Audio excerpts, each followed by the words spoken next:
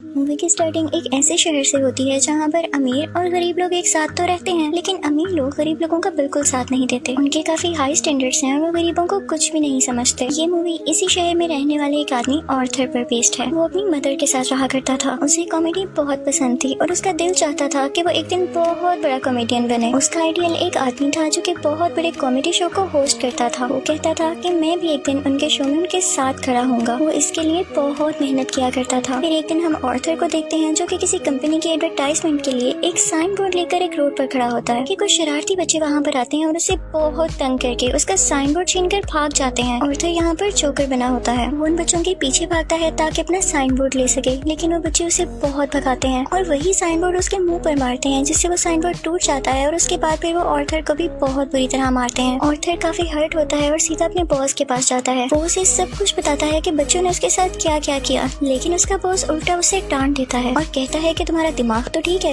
बच्चे ऐसी हरकत कैसे कर सकते हैं। बॉस उससे कहता है कि मैं तुम्हें तुम्हारी सैलरी भी नहीं दूंगा। ऑर्थर में कॉन्फिडेंस की बहुत कमी होती है, इसलिए वो यहाँ पर खुद के बारे में कुछ बोल ही नहीं पाता। वो वहाँ से काफी उदास होकर बाहर आ जाता है और सोचता है कि क्या मैं इतना बुरा हूँ कि कोई भी मेरी बात का यकीन ही नहीं करता। वो अपने घर आता है और डांस करने लगता है। यहाँ पे हम देखते हैं कि उसकी बॉडी काफी वीक होती है। अगले दिन ऑर्थर अपने कोलीग से मिलता है और उसे उन बच्चों के बारे में बताता है। उसका कोलीग उसे कहता है कि ये तो बहुत गलत हुआ, तुम्हें अपनी हिफाजत करनी चाहिए थी यार। और इसी के साथ वो उसे गन देता है और कहता है कि इसे अपने पास रख लो, ये मुश्किल वक्त में तुम्हारे काम आएगी। ऑर्थर ये लेने से इनकार करता है, लेकिन वो आदमी जबरदस्ती उसे गन दे देता है और फिर ऑर्थर अपने घर के लिए निकल पड़ता है। वो बस में होता है तो उसके सामने एक बच्चा भी बैठा होता है। वो उसे हंसाने की कोशिश करने लगता है और वो बच्चा जोर जोर से हंसने लगता है, जिस पर उस बच्चे की मदर को गुस्सा आ जाता है और वो ऑर्थर से कहती है कि हटो, परेशान मत करो हमें। लेकिन इस बात पर ऑर्थर हंसने लगता है। इनफैक्ट हमें बताया जाता है कि ऑर्थर को कोई सीरियस साइकोलॉजिकल इशू होता है और वो अपनी हंसी को कंट्रोल ही नहीं कर पाता। उसे कहीं पर भी हंसी आ जाती है। वो बस में बैठी हुई उस लेडी को एक कार्ड देता है जिसमें उसकी डिजीज के बारे में सब कुछ लिखा होता है। वो घर आता है और अपनी मेडिसिन लेने लगता है। इनफैक्ट वो गरीब था और ये दवाई बहुत एक्सपेंसिव थी, तो वो गवर्नमेंट के बनाए गए मेडिकल सेंटर से ये दवाई फ्री लेता था। वो एक दिन अपनी साइकियाट्रिस्ट के पास जाता है। वो उसे कहती है कि मुझे अपनी डायरी दिखाओ कि तुम क्या क्या लिखते रहे हो। जैसे ही वो उसकी डायरी खोलती है उसमें ये लिखा होता है कि मैं उस तरह नहीं मरना चाहता जिस तरह बुरी तरह से मैंने जिंदगी गुजारी है। फिर ऑर्थर वहाँ से अपने घर जाता है तो उसकी मदर उससे पूछती है कि क्या थॉमस की तरफ से कोई लेटर आया, तो ऑर्थर कहता है कि नहीं, आज भी नहीं। इनफैक्ट थॉमस इस मूवी में बहुत ज्यादा रिच बिजनेसमैन दिखाया गया है और लोग उससे बहुत डरते हैं। उसकी माँ उसे कहती है कि अगर उसको हमारी हालत के बारे में पता चलेगा तो वो हमारी हेल्प जरूर करेगा। अगले दिन जब वो बाहर जाता है तो वापसी पर आते हुए रास्ते में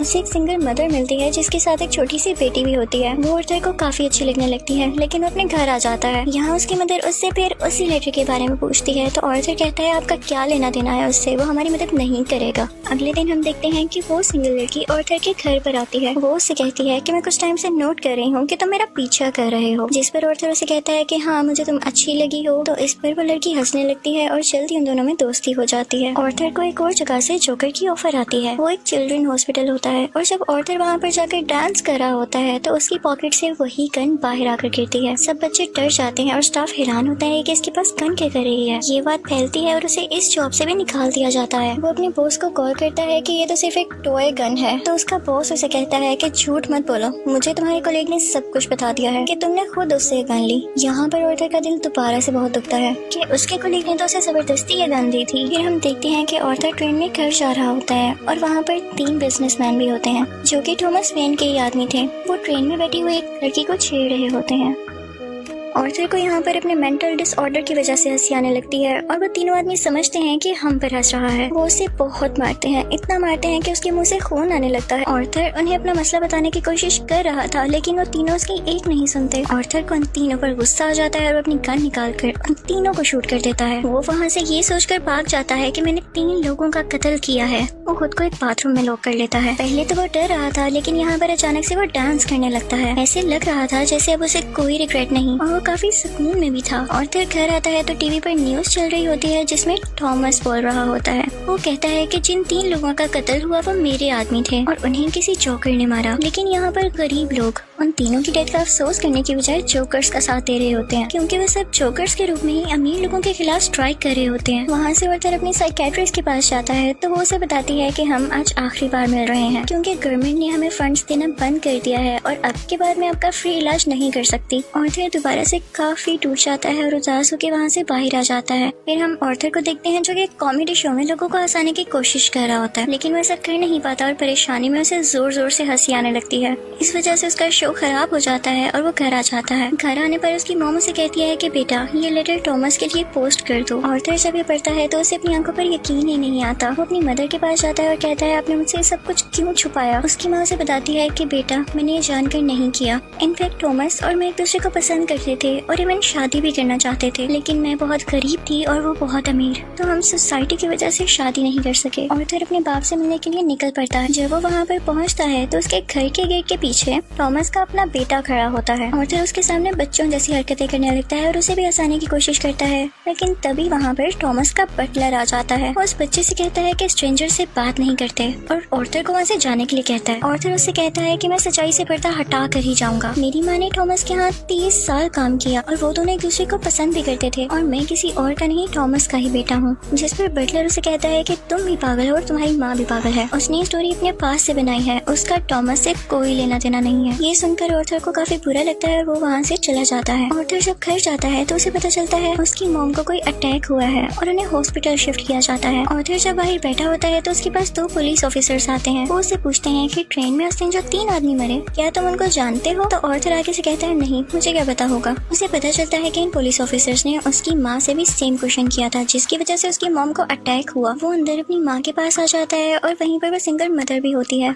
कि तभी टीवी पर एक न्यूज चलती है और उस पर आर्थर का वही फेवरेट टीवी होस्ट होता है, वही कॉमेडियन जिसे आर्थर बहुत पसंद किया करता था। वो काफी शौक से उसका शो देखने लगता है, लेकिन देखते ही देखते उसे अपना चेहरा टीवी स्क्रीन पर दिखाया जाता है। बेसिकली आर्थर का फेवरेट कॉमेडियन उसका मजाक उड़ा रहा होता है। जब आर्थर को एक कॉमेडी शो में हंसी आ गई थी, ये देखकर आर्थर काफी टूट जाता है कि मेरा आइडियल मेरा मजाक उड़ा रहा है, इससे तो मुझे इंस्पिरेशन मिली थी। उसे इस सब चीज पर यकीन ही नहीं आ रहा होता। टॉमस घर आता है तो न्यूज चल रही होती है कि शहर के हालात काफी खराब हो गए हैं। गरीब लोग जोकर्स का मास्क पहने सड़कों पर निकल आए हैं और अमीर लोगों के खिलाफ स्ट्राइक कर रहे हैं। इन लोगों में बहुत दुश्मनी भर गई है और ये सारे के सारे टॉमस के खिलाफ हैं। आर्थर ये देखकर काफी खुश होता है कि वो सब के सब लोग जोकर बने हुए थे, यानी क्लाउन्स बने हुए थे। उसे लगता है कि पहली बार उसकी जॉब की या उसकी किसी ने तारीफ की हो। अब जहाँ पर वो गरीब लोग स्ट्राइक कर रहे थे वो एक थिएटर था। उस थिएटर के अंदर अमीर लोग एक मूवी देख रहे थे और वहाँ पर टॉमस भी था। उस स्ट्राइक को रोकने के लिए पुलिस वहाँ पर आ जाती है और उन्हें मना करती है। हर तरफ हलचल मच जाती है और इस चीज का फायदा उठाते हुए आर्थर उस थिएटर के अंदर चला जाता है। वो थिएटर के वॉशरूम में जाता है जहाँ पर टॉमस भी आया था।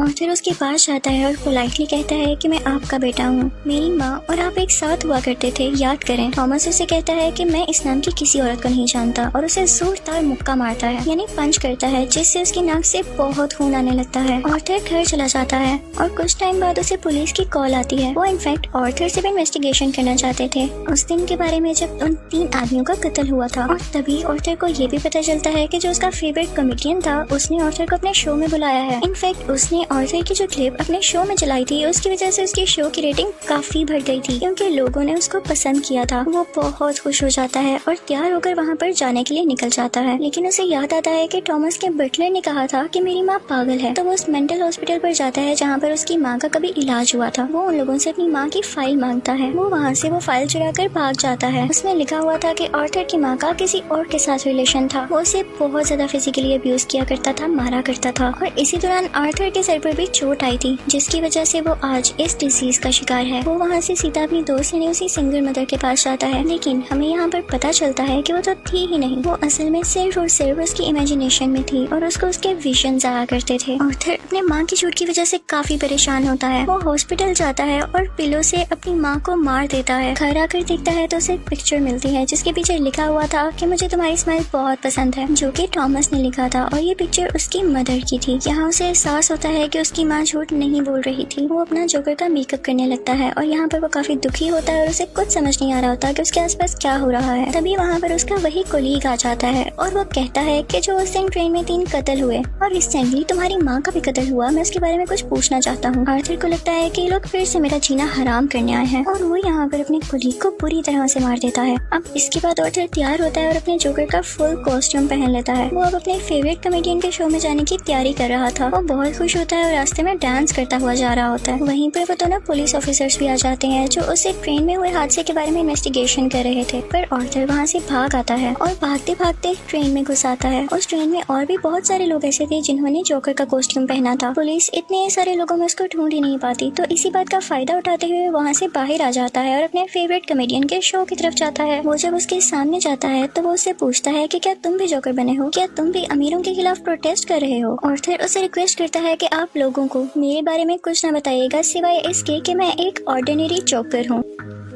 और फिर उनका लाइव शो स्टार्ट हो जाता है। ऑडियंस उन्हें देखकर काफी खुश होती है और इस चीज को काफी एडमायर कर रही होती है। वहाँ पर आर्थर का फेवरेट कॉमेडियन उससे क्वेश्चन करता है कि तुम यहाँ पर जोकर बन के क्यों आए हो। तो जोकर उसे कहता है कि मैं हमेशा खुश रहना चाहता था और मैं लोगों में भी खुशियाँ बांटना चाहता था। लोगों ने मुझे इस गेटअप में पसंद किया तो मैंने सोचा क्यों ना मैं ऐसे ही आ जाऊँ। वो यहाँ पर एक बहुत ज्यादा सरप्राइजिंग बात भी करता है। वो इस लाइव शो में सबके सामने बता देता है कि उस दिन ट्रेन में जो 3 लोग मारे गए उनको मैंने ही मारा है। वो कहता है कि ये सब मैंने आपको इसलिए बताया कि अब तक कितने गरीब मरे, कितने ही ज्यादा अमीर लोगों ने गरीब लोगों को बेदर्दी से कत्ल किया, लेकिन आज तक किसी ने नोटिस किया, किसी ने भी अमीर लोगों के खिलाफ आवाज उठाई या उन गरीब लोगों को याद किया तो मुझे बताएं। और जब मैंने किसी अमीर आदमी को मार दिया तो लोग इतना शोर किस लिए मचा रहे हैं? क्या सब इंसान बराबर नहीं होते या अमीर लोगों में कोई और खास बात होती है? वो कहता है कि सोसाइटी बहुत खराब हो चुकी है, वो सिर्फ अपना फायदा सोचती है और अगर आज तुमने मुझे इस शो में बुलाया है तो ये तुम्हारी रहमदिली हरगिज़ नहीं है। तुम्हारे शो की रेटिंग मेरी वजह से बढ़ रही थी इसलिए तुमने ऐसा किया। लेकिन आर्थर का जो फेवरेट कॉमेडियन होता है वो कहता है ऐसी बात हरगिज़ नहीं है। आर्थर को गुस्सा आ जाता है कि तुम अभी भी झूठ बोल रहे हो। वो इसी के साथ अपनी गन बाहर निकालता है और उसे सबके सामने शूट कर देता है। लोग काफी घबरा जाते हैं और वहाँ से बाहर निकलने लगते हैं, लेकिन आर्थर को हम यहाँ पर काफी कॉन्फिडेंट देखते हैं। वो किसी से नहीं डरा होता। पुलिस इस बात पर जोकर यानी आर्थर को अरेस्ट कर लेती है और अपनी गाड़ी में बिठाकर उसे वहाँ से दूर ले जाने लगती है। लेकिन आर्थर रास्ते में देखता है कि उसके बहुत सारे सपोर्टर्स हैं जो उसे सपोर्ट कर रहे हैं। उनमें से कुछ लोग एक एम्बुलेंस में बैठते हैं और उसकी ज्यादा सारी स्पीड करके उस पुलिस कार के साथ टक्कर कर देते हैं, जिसकी वजह से वो पुलिस कार उल्ट जाती है और अब जोकर बाहर आ गया था। वो उन सब लोगों में शामिल हो जाता है और उसी कार के ऊपर आकर खड़ा हो जाता है। सब लोग उसे यहाँ पर देख पा रहे थे और उसे चीयर कर रहे थे। उसके मुंह और नाक से काफी खून आ रहा था, लेकिन वो उसी खून से अपनी स्माइल बना लेता है और हाथ फैलाकर जोर जोर से हंसने लगता है। ये इनफैक्ट एक ऐसी स्माइल थी जिसके पीछे गम, तकलीफ और दुख छुपा हुआ था। वो अब उन सब लोगों का हीरो बन चुका था और वो यहाँ पे काफी खुश था कि लोग फाइनली अब उसे तारीफ कर रहे थे, उसे अप्रिशिएट कर रहे थे। दूसरी तरफ हम थॉमस को देखते हैं जो कि अपनी प्रेजेंट वाइफ और अपने बेटे के साथ ये शहर छोड़कर जा रहा होता है, लेकिन तभी साइड पे खड़ा एक जोकर उन लोगों को शूट कर देता है, लेकिन वो उनके बेटे को कुछ नहीं कहता। फिर सीन चेंज होता है और हमें आर्थर यानी जोकर एक साइकियाट्रिस्ट के पास दिखाया जाता है। वो वहाँ पर भी हंस रहा होता है, तो वो साइकियाट्रिस्ट उससे कहती है कि तुम बिला वजह क्यों हंसते रहते हो। तो आर्थर उससे कहता है कि आप इस फीलिंग को कभी नहीं समझ पाएंगी, और ये कहकर वो वहाँ से बाहर आ जाता है। उसके जूतों के नीचे खून लगा हुआ था, जिससे ये जाहिर होता है कि एक अच्छा इंसान कैसे किसी कातिल में बदल गया। और इस मूवी से हमें ये लेसन भी मिलता है कि जब किसी के साथ बुरा किया जाए तो वो बुरा ना भी हो तो एक ना एक दिन बुरा बन ही जाता है। उसे इतनी अजियत दी गई, इतना टॉर्चर किया गया कि उसके अंदर से वो फीलिंग्स ही खत्म हो गई और अब वो अपनी लाइफ से बिल्कुल सेटिस्फाई था। और इसी के साथ ये मूवी भी एंड हो जाती है। आई होप आपको ये मूवी अच्छी लगी होगी। Thank you for watching.